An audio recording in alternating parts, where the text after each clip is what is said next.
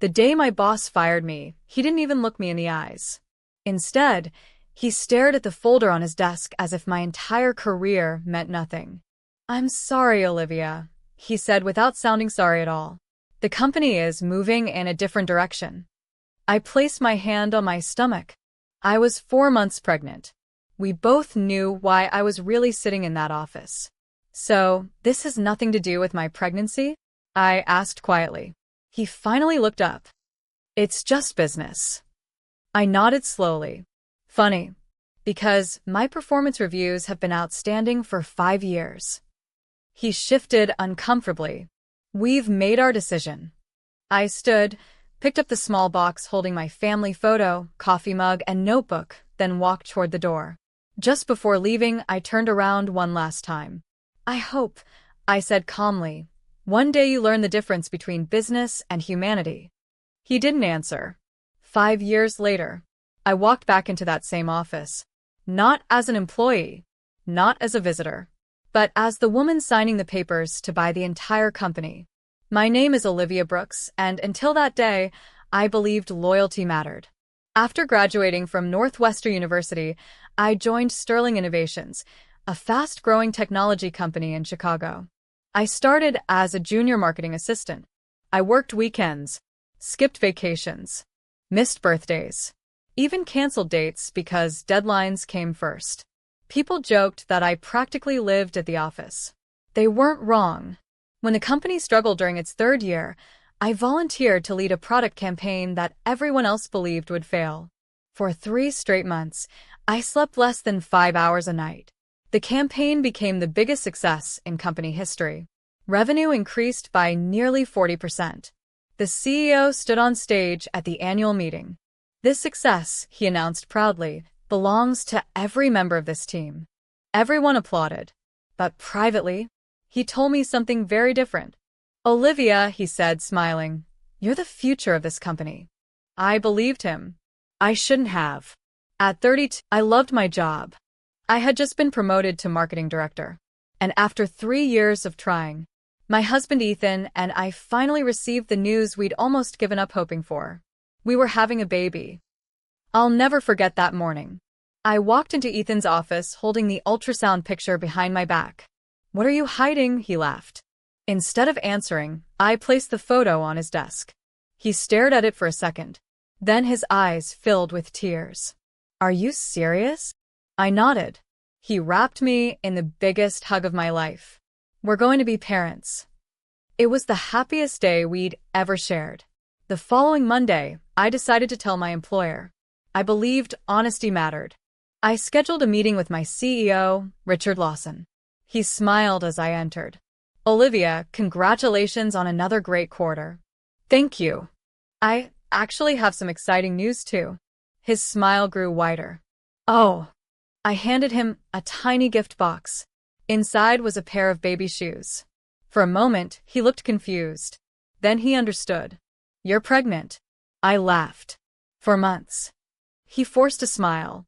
"Well, congratulations." Something about his expression felt strange. Not happy.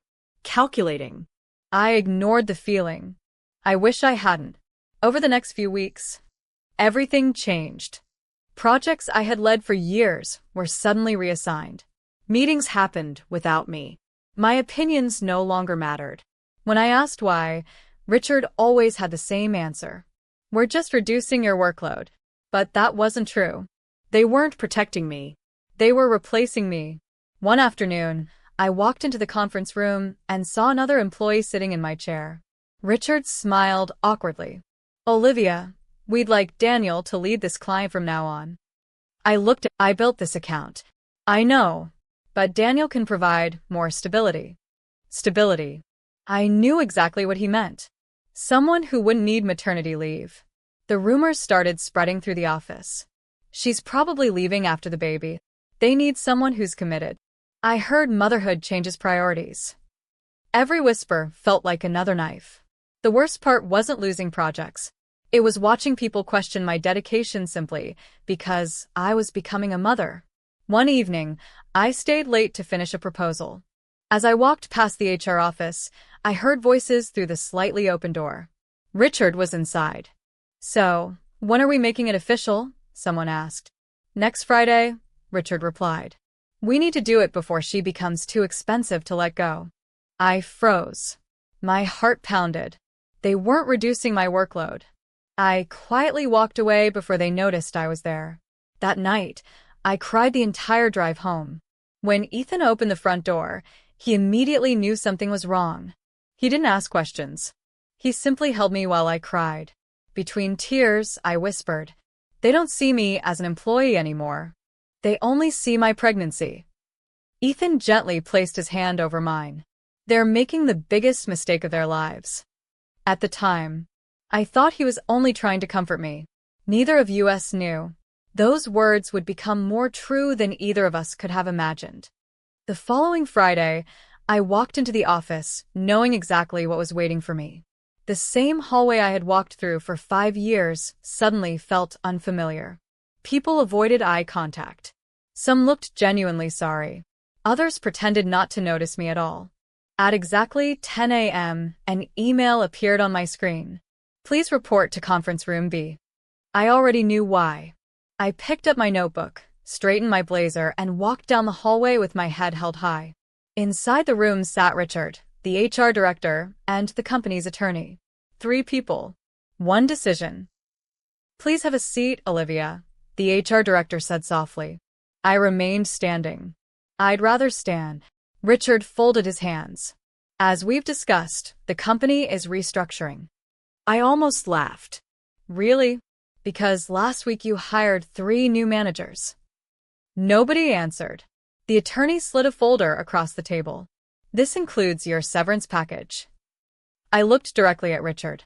So, after 5 years of building this company, this is how my story ends? He avoided my eyes. It's simply business. I smiled sadly. No. This is fear. You're afraid a pregnant woman can outperform everyone else. The room fell silent.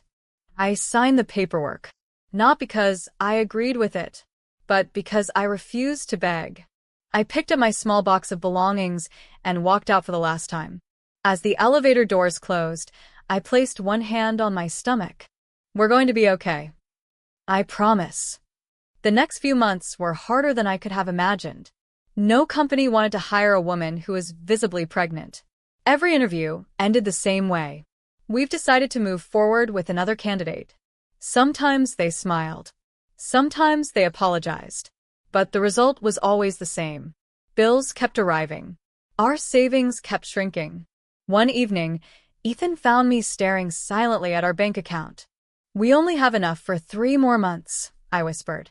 He sat beside me. We'll figure it out. But how? He smiled. The same way you've solved every problem. You'll build something. I looked at him. Build what? Your own company. I laughed. With what money? He reached into his backpack and handed me an envelope. Inside was a check. Every dollar we had saved for a bigger house. I believe in you more than I believe in that savings account. Tears filled my eyes. Are you sure? He smiled. I've never been more sure of anything. 3 months later, our daughter Lily was born. Holding her for the first time changed everything. Suddenly, success wasn't about proving Richard wrong anymore. It was about giving my daughter a future where she would never have to choose between her family and her career. During Lily's naps, I began working from our kitchen table. I registered a small consulting company called Bloom Strategy Group. I had no office, no employees, no investors, just one laptop, a newborn sleeping nearby, and an impossible dream. Most days looked the same. Feed Lily. Answer client emails. Change diapers. Prepare presentations. Rock her back to sleep. Repeat. I worked while she slept. I worked while she played. Sometimes, I worked with one hand while holding her with the other. It wasn't glamorous, but it was ours. My first client almost didn't happen. A small women-owned skincare company contacted me after reading an article I had written online. Their founder, Sarah Mitchell, visited our tiny home office. She noticed Lily sleeping peacefully beside my desk. I hope this isn't a bad time, she said. I smiled. It's actually perfect. She looked around the room. No fancy office? No. No staff. She laughed. I like honest people. Instead of pretending to be bigger than I was, I showed her my ideas. For 2 hours, we talked about branding, customer trust, and storytelling. Before leaving, she extended her hand. I'd like to hire you. It wasn't $1 million contract. It was only $8,000. But to me, it felt like the beginning of everything. That project changed my life. Within 6 months, Sarah's company doubled its online sales. She recommended me to another business owner. Then another. Soon, referrals replaced cold emails. By the end of our second year, Bloom Strategy Group had grown into a real agency. We rented our first office, hired 10 employees, then 20, then 50. One rule hung on the wall of every office. Family is never a weakness. Every new employee asked about it. I always told them the same story, without mentioning names, without mentioning Richard. Just the lesson. No one here will ever be punished for becoming a parent. Our maternity leave became one of the best in the industry. Flexible schedules, remote work, on-site childcare. People thought I was crazy. I thought it was common decency. 3 years later, Bloom Strategy Group was featured on the cover of Business Today magazine. The headline read, "The fastest growing female-owned marketing company in America." My phone rang all day with congratulations. Late that afternoon, my assistant rushed into my office. "Olivia, you need to see this." She handed me a financial newspaper. Across the front page was a headline that made me stop breathing. Sterling Innovations faces bankruptcy after years of losses. I read the article twice. Their biggest clients had left. Investors had pulled out. The company that once believed I was replaceable was collapsing. A week later, I received a phone call from an investment firm. "Ms. Brooks," the man said, "we understand you've been looking to expand." I have. Sterling Innovations is officially accepting acquisition offers. I slowly stood and looked out the window of my office. 5 years earlier, they had escorted me out carrying a cardboard box. Now, they were asking for buyers. I smiled to myself, not because I wanted revenge, but because life had a remarkable way of rewarding those who refused to give up. And I knew exactly what my next move would be. 3 weeks later, I walked into Sterling Innovations for the first time in 5 years. The building looked exactly the same. The glass entrance, the marble floors, the company logo hanging above the reception desk. But this time, the security guard didn't ask for my employee badge. He smiled politely. "Good morning, Ms. Brooks." The words felt surreal. 5 years ago, I had walked out carrying a cardboard box. Today, I walked in carrying an acquisition contract. The boardroom was filled with investors, attorneys, and company executives. At the far end of the table sat Richard Lawson, the man who had fired me because I was pregnant. He looked older. The confidence that once filled the room had vanished. When I entered, his eyes widened. "Olivia?" He stood up. I placed my briefcase on the table. "I'm here to discuss the future of Sterling Innovations." One of the attorneys smiled. "Ms. Brooks represents Bloom Strategy Group." Richard looked from me to the documents. His face slowly turned pale. No. He whispered, "This can't be happening." The lead investor cleared his throat. "After reviewing every proposal, we've unanimously accepted Bloom Strategy Group's acquisition offer." Silence. Absolute silence. Richard leaned back in his chair, staring at the papers in disbelief. The signatures were completed.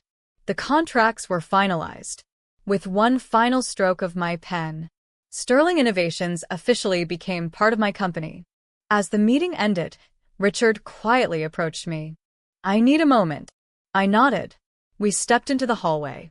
For several seconds, neither of us spoke. Finally, he sighed.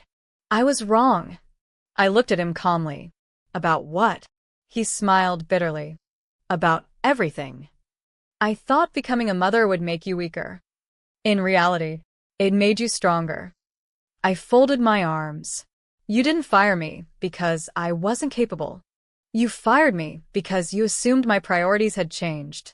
He lowered his head. I know, and I regret it every day. For years, I had imagined this conversation. I thought hearing those words would feel satisfying. Instead, they simply felt overdue. The next morning, every employee gathered in the company's main auditorium. More than 300 people filled the room. Some looked frightened. Others whispered nervously. They expected layoffs. Instead, I walked onto the stage with a microphone. My name is Olivia Brooks. I know many of you are worried. I want you to hear this directly from me. No one is losing their job today. The room immediately relaxed. Applause echoed throughout the auditorium. Then I continued. But our culture will change completely. The room became silent again. No employee will ever be judged because they're expecting a child. Because great employees don't stop being great employees when they become parents. The applause was louder this time. Some employees were crying. One woman in the front row gently placed her hand on her pregnant belly. She smiled through tears. At that moment, a few days later, I found Linda, the receptionist who had worked there for nearly 20 years, organizing files. She smiled as I walked over. You remember me? I laughed. You always remembered everyone's birthday. She smiled proudly. I tried. Then she looked at me. I never forgot the day you left. I cried after you walked out. I felt my throat tighten. You deserved so much better. I squeezed her hand. We all did. That afternoon, I called a company-wide meeting. I'd like to introduce a new program. Behind me, a screen lit up with 3 words. The Bloom Foundation. The room watched quietly. This foundation will provide scholarships, paid maternity assistance, emergency childcare grants, and career mentoring for working parents. I paused. It exists because one woman was once told that pregnancy made her less valuable.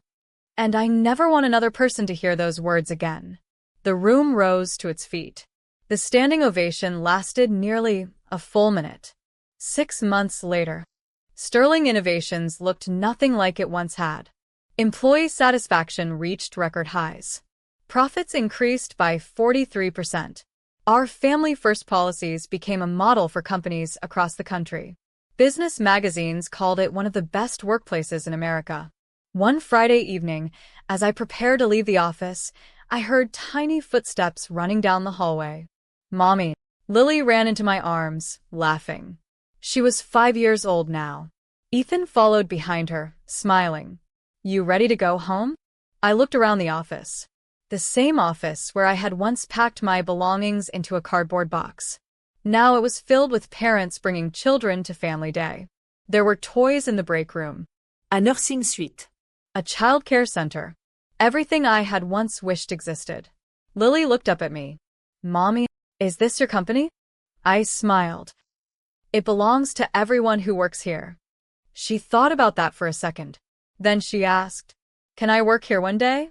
I laughed. Only if that's what makes you happy. She wrapped her arms around my neck. It will. As we walked toward the exit, I paused beside the company logo. 5 years earlier, I believed losing my job was the worst thing that could ever happen to me. I couldn't have been more wrong.